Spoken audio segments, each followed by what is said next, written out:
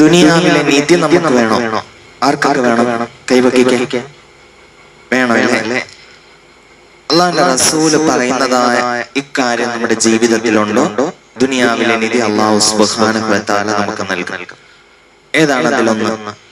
ഹബീബായ റസൂലുള്ളാഹി സ്വല്ലല്ലാഹു അലൈഹി വസല്ലമ തങ്ങൾ പറയുകയാണ്, ലിസാനുൻ ദാകിറ, അല്ലാഹുവിനെ ദിക്ർ ചൊല്ലുന്നതായ, അവനെ തസ്ബീഹുകൾ ചൊല്ലുന്നതായ, അവന് വേണ്ടി ഇബാദത്തുകൾ അധിഷ്ഠിതമാകുന്നതായ, അവന്റെ പരിശുദ്ധമായ വാക്യങ്ങൾ ഉച്ചരിക്കുന്ന, അവന് സ്തുതി കീർത്തനങ്ങൾ ചൊല്ലുന്നതായ വചനങ്ങളുണ്ടല്ലോ, ദിക്റുകളുണ്ടല്ലോ, അവനെ വാഴ്ത്തലുകളുണ്ടല്ലോ, അത്തരത്തിലുള്ള അവസ്ഥാസ്ഥിതികൾ ആരോരുത്തൻ ജീവിതത്തിൽ പതിവാക്കുന്നുവോ അവന് ദുനിയാവിലെ നിധി അല്ലാഹു സമ്മാനിക്കുമത്രേ എന്ന് ഹബീബുനാ